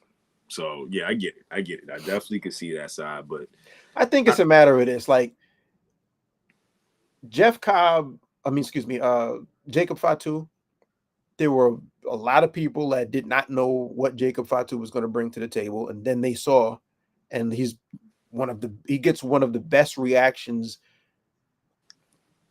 on any night. Doesn't matter who's on the card. Jacob Fatu is getting one of the better reactions, period. So I think once people get a chance to see what Jeff Cobb brings to the table, and he's not a microphone guy. No. You know what I mean? So let's not play to his weaknesses. Don't put him in a position to stumble. Like you have Solo Sikoa right now, aligned with Jeff Cobb. So you have Solo Sikoa who can talk. Mm-hmm. Keep it simple. And just have Jeff Cobb do things that nobody the size of Jeff Cobb should be able to do, like a standing moonsault. Once we see the tour of the islands, once we see the tour of the islands, it's fire. So I think it's one of those things. And then they'll get into his pedigree of, the guy's a legit wrestler. Like he was in the Olympics. He did this, he did that. So, which is another reason why would you change his name? Because you can play on his actual history the same way you would. JC Mateo. I don't know who that is. Let's play on his history like we did with Chad Gable, like we did with Kurt Angle. It's JC Mateo, man. Come on. You know JC Mateo is JC Mateo. Yeah. Let's do that. That's what dope. A name. That's dope. What a name that is, JC Mateo. But now he's Jeff Cobb is here, so that's gonna be cool. Allergies are kicking my ass, bro. I can't even hold you. Boy, that Claritin. That Zyrtec. I got that. I got Zyrtec in there. Got the Zerty. What's your Becky Lynch? my match of the night? Like I really enjoyed Yeah, go Gunther to and Pat match then. McAfee. Yo, me too, bro. I ain't gonna hold you. That was Gunther probably and one of Pat my favorite McAfee. matches. Yeah, just because Hated it by was the line, but you know, whatever. Yeah, same See. people that said that Jeff Cobb was whack. So whatever. Simple story, but it worked. it felt kind of AEW-ish with the Gunther handshake at the end of it. Felt like I was watching Dynamite, but you know, The handshake threw me because think about all of the people that Gunther has disrespected, and then just walked out of there. But think about it though, if you're fair about it, Gunther would expect less from Pat McAfee than any of the other people who are supposed to be legitimate competition for him. Yes. So the fact that he hung in there is like, all right. I definitely laughed my ass off when Michael Cole grabbed Gunther's foot. You know what I mean? For the pinfall. That was good. I was like, they ain't gonna do that. Good. They ain't gonna do that. And then they pop. I was like, 1, 2. That was my favorite match of the night. I like that. I did like that. Who else we got? We got. I mean, look, we had the 5-2 4-way match, U.S. title. Hold on. Back to that. I really appreciated Gunther winning because usually the celebrity or the the guest name usually picks up the victory. So that was cool. Yeah, I didn't think they were gonna do that though. I thought again, like the only time I thought it was gonna happen, they got me with the Michael Cole holding his foot. Yes, me too. That was a good one. I thought that was gonna happen. I was like, oh, they're slick. Yeah. So that was cool. Bird Lady and Becky Lynch surprised me because I thought she was gonna get mollywopped and get her title taken, but she had the best match of her career. But they faced each other already in NXT. NXT No Mercy, to be precise, for Lyra as the women's champion. So right now she's 2. I don't know. Becky did beat her, so she got her lick back. So I don't think it's a matter of time before Becky just kills her and takes the title, though. Like, even through the match and even after the retention, I still said, Becky's going to kill her next chance she gets and really take that belt. Like, I really feel it. Even with her generic I'm the man WrestleMania main event promos, I think she still win. Like, I think Becky is going to have a great chance of taking that title from Lyra. But great showing from Lyra, though. Like, this was her best match to date with the man. Marquee win. Like, super marquee win for her to still be the IC. She would have been memed up of like, did she ever like? What was her best match? It's like, oh, the match she lost. Yeah. So, fatal 4-way though, smoked that. Yeah. We did talk about Jeff Cobb, LA Knight, Jacob Fatu. I think continues on. Damian Priest and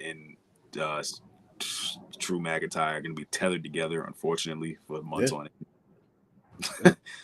Sucks the holding pattern they're in, but that's just kind of. What is the next show? The next PLE? I think Saudi. Let's see. I want to say it's Saudi. Oh, no, we got Saturday night main event. You're right. Jey Uso and Logan Paul, and then Punk and Sami Zayn versus Seth and Braun are the 2 that are booked. And then we have, this is Battleground, Worlds Collide is coming up, and then Money in the Bank. So it'll be Saturday night's main event and then Money in the Bank in June. That's where I think we get no. John Cena, R-Truth is Saturday night's main event. You're right. Yeah, they'll probably do it then. There. We'll probably get that there. They'll do it then. I mean, I would run. Why not run? I don't know how we get there now and then. Like, we got to make a couple leaps pretty quick, but it'd be a nice. Wasn't Money in the Bank where Cena and Punk had the match in Chicago? Yeah, they said they're not running it. Salute. Damn. Non-Meltzer news report said they're not running that at Money in the Bank. Could be to throw us off, but they said they're saving that for something else down the line in the year, though. Probably SummerSlam.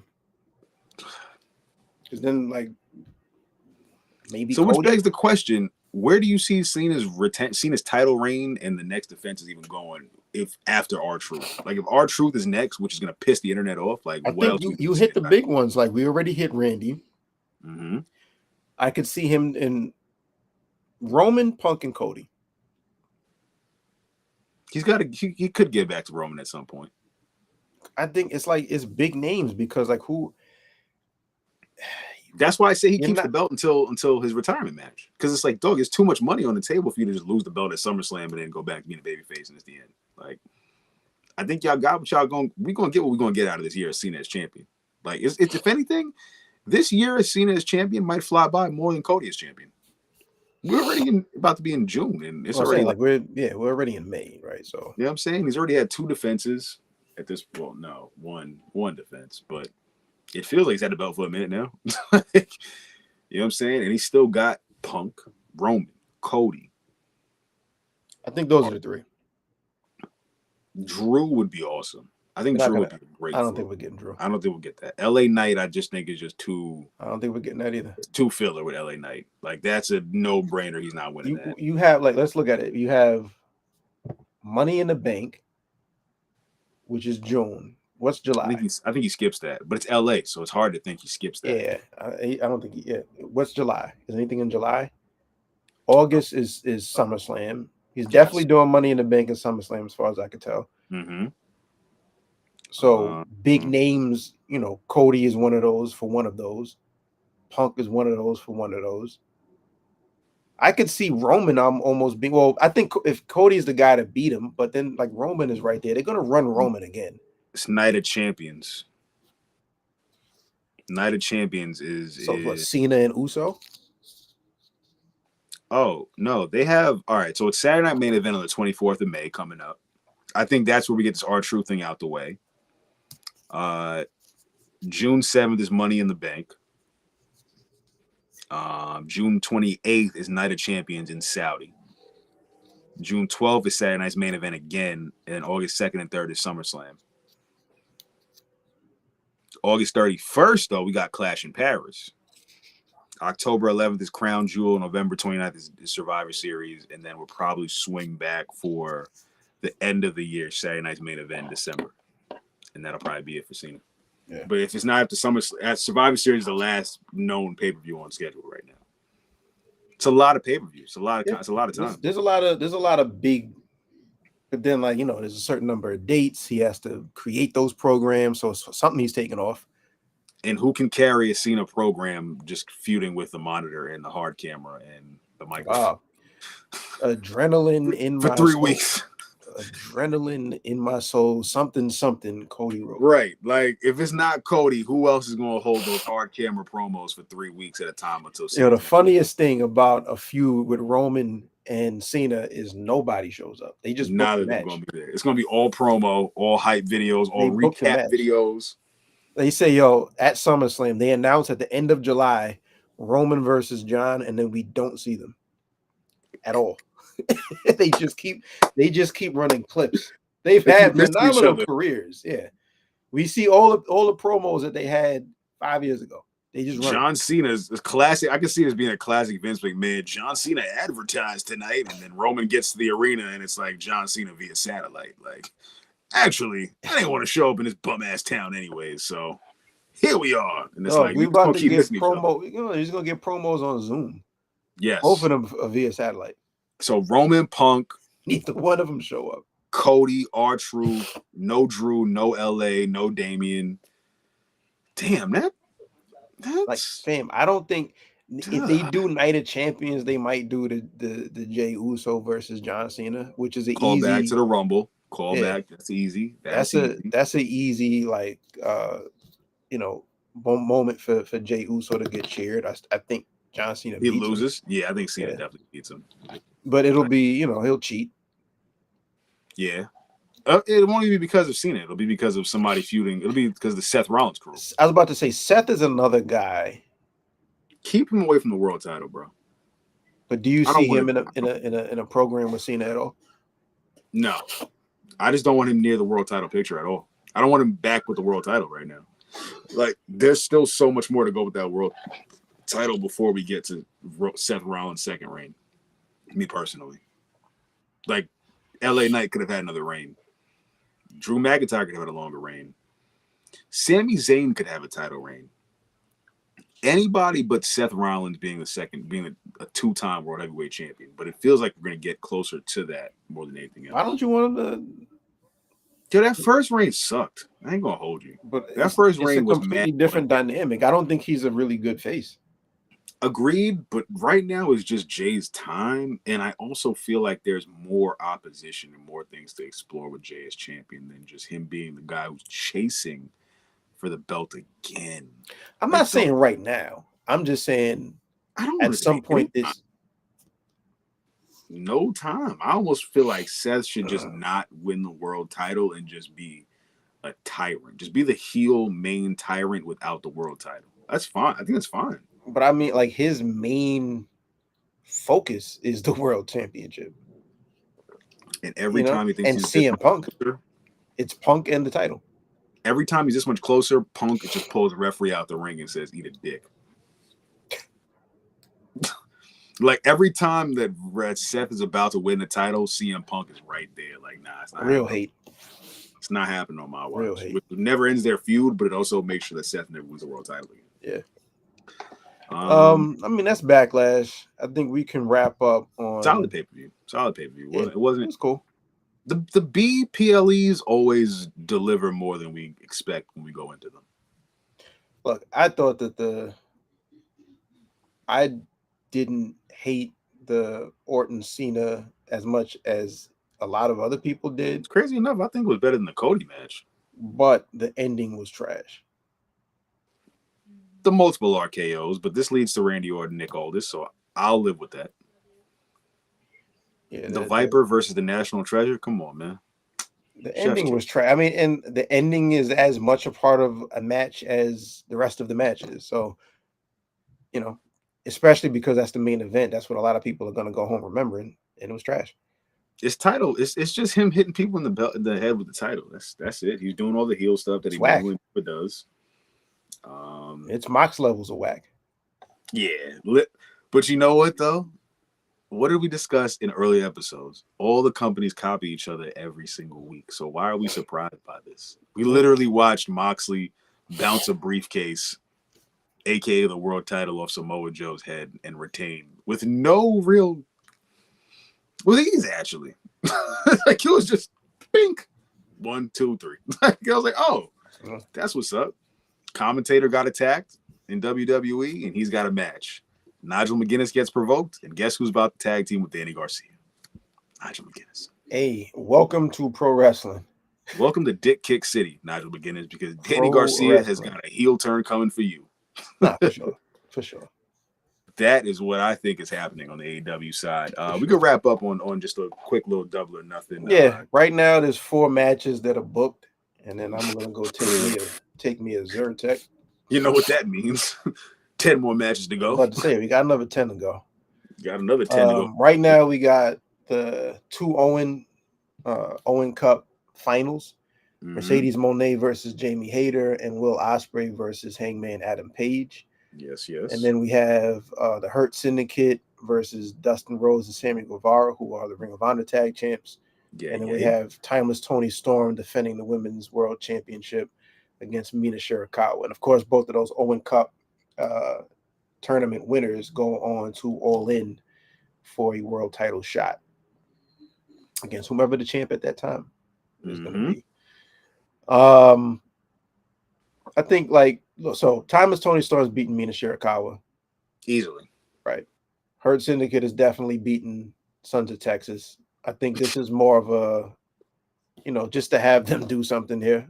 I don't think there's the most interesting thing about the Hurt Syndicate right now is the storyline with MJF, which I'm enjoying. Right? I'm enjoying it, but I'm also like, dog, this is turning into filler with this. And next week we'll announce a contract signing with the dog, come on. Man, I don't which is it? Do you want these guys to have stories or you want them to just have matches? I want them to just beat people up and just hurt people. I just want them to hurt They're doing that. They're gonna do that. They're gonna hurt Sammy Guevara and Dustin Rhodes for sure. It's insane. Look, I think that segment tag division is nuts, by the way. Whatever. MJF, will he or won't he join the Hurt Syndicate is to me one of the staples of me tuning in, to Dynamite every week. I'm enjoying it. Yes. I'm enjoying it. Now we get like he's in, but he has to sign the contract. I had to have my lawyer look at it, whatever. At some point we're going to see the wheels come off of this. I think like the foregone conclusion in MJF's mind of, yeah, this is about to be my crew so I can get my title back is going to come to bite him in the ass at some point. Yes. Like this is good. There's so much here that has yet to reveal itself. And I trust all of the players involved to pull it off. So do you think that he holds the belt for do you think the Hurt Syndicate hold the belts for the rest of the year? Sure. Yeah. I don't know who's lined up to beat him. I can see the Bucks beating them. That's nasty. That's nasty work right there. Why?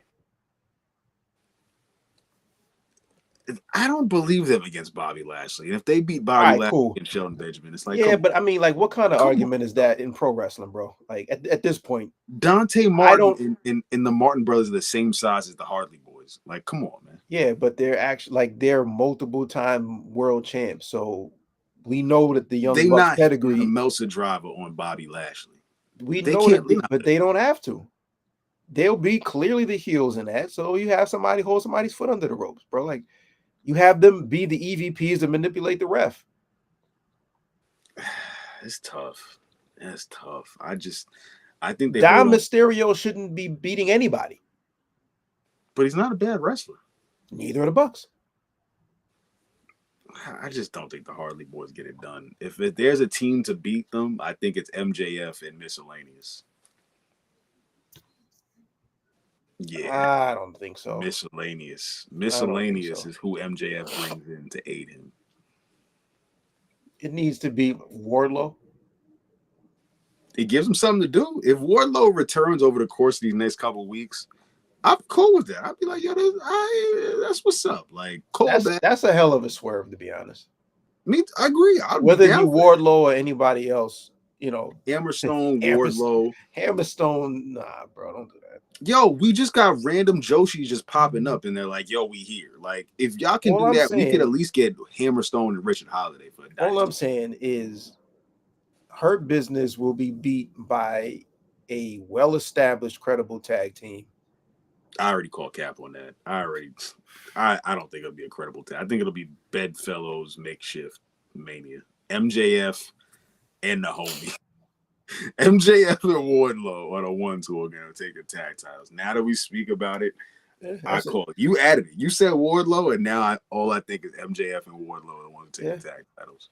It's the one belt he hasn't had. He ain't had the tag title in AEW. It'll be either the Bucks or an MJF recruit. It'll make him a Grand Slam champion. That's why he takes the tag titles from him, because he hasn't been a Grand Slam champ, and the only Grand Slam champ, if I'm not mistaken, is Kenny Omega. Okay. And Hangman. It might be Hangman. It'll be the Bucks or it'll be the MJF recruit. Other than that, I don't think they're losing to anybody else that's on my radar right now. That being said, it can't be Top Flight, it can't be a crew, and it ain't gonna be Sons of Texas. That's for sure. Nah. So then we have the other two matches right now. Mercedes Moné and Jamie Hayter, and then Will Ospreay and Hangman Page. Winner goes on to All In to face whomever the champ at that time will be. What you feeling like? It's tough. Salute. I think it is definitely interesting that Jamie Hayter is finally getting his position. Sink or swim for her. I don't think she wins, but it'll be a good showing. This will probably just open her to a feud with, I don't know, who's a heel that matters that's not in the title match? Megan Bain, like Jamie Hayter, Megan Bain series all summer, I guess. That's kind of where I think we'll probably go after that. I don't know. I can't forecast Jamie Hayter. I don't think she wins either. And I think Mercedes in the main event of All In is absolutely where they're going. Title for title? That's what we're doing? Damn. That is what I'm not sure about. That's what I'm talking about. Because that holds everything up for a little bit of time. I agree. Because then it's like, dog, so the TBS title is in limbo. The world title gets in eliminators. Does she Literally, vacate it? eliminators every Does week. she just not lose the title? I think that would be whack, but that's on the table also. Do you think that Some happens? Samoa Joe shit, just Yeah, like I think that'd be whack.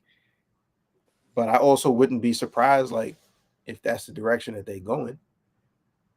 it almost makes too much sense, but I could see them being a case where they're like, hey, we're gonna actually vacate the title so that way when I beat you, I'm gonna be the sole champion of this company. Like the one that matters, like the true women's champion, the true heavyweight champion. I think that could be the case.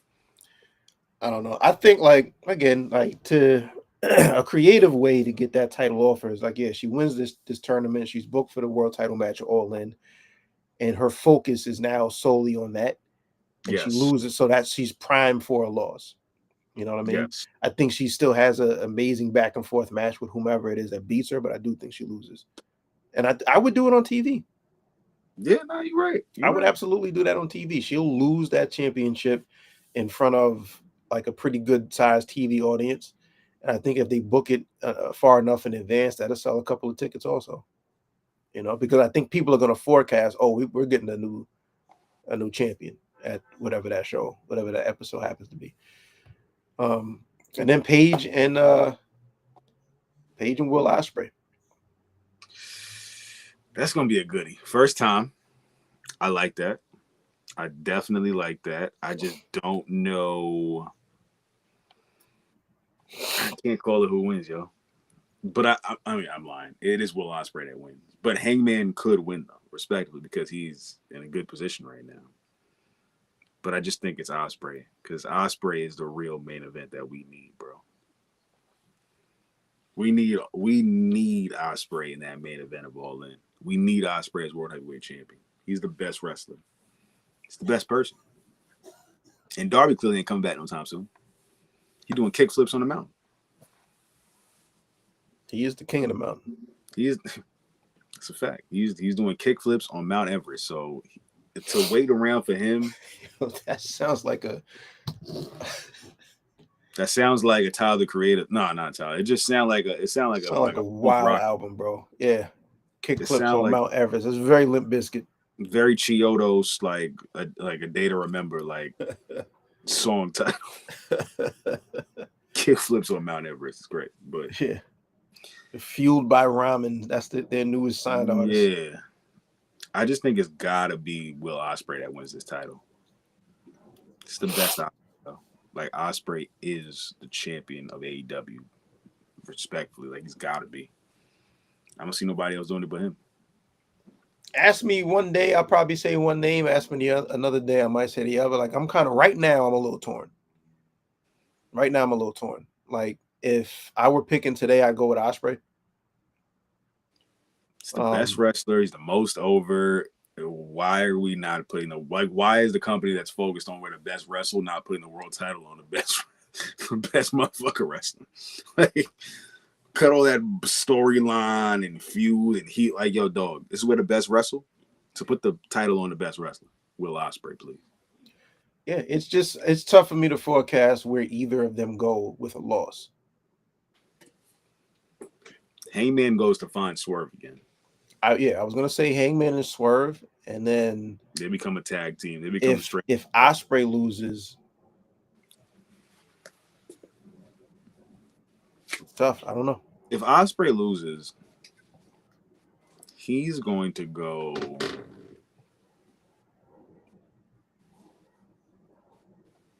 That's tough. That is tough because it's like he didn't have the international. Yeah, he's had the international. He's feuded with the Don Callis family endlessly. Dog, I can't. I'm so glad this wasn't Kyle Fletcher in this match, and I hope they don't have anything to do with this match being out. Like, I hope I don't see Kyle Fletcher and Don Callis family pop up again. But we have. Yeah, I think it's Ospreay. It is Ospreay. I think it's Ospreay too. Honestly, like, yeah, I feel it does. Ospreay. Like Swerve and Paige do feel like very unfinished business. Because there's the new revelation of like Hangman finally feels a little bit of remorse. Yeah, that's a new wrinkle, you know. And then they left it there, so they can always come back to that. Yeah, I go with Ospreay. I go with Ospreay. I go with Ospreay main event All In and new. Yes, both of these are and new. New champ Monet, new champ Osprey. I could rock with that. I could Yep. fuck with that. 119, man.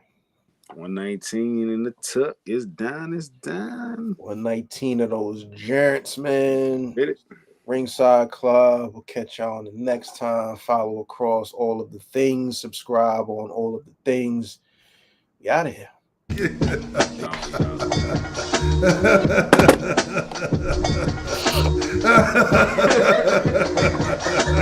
No.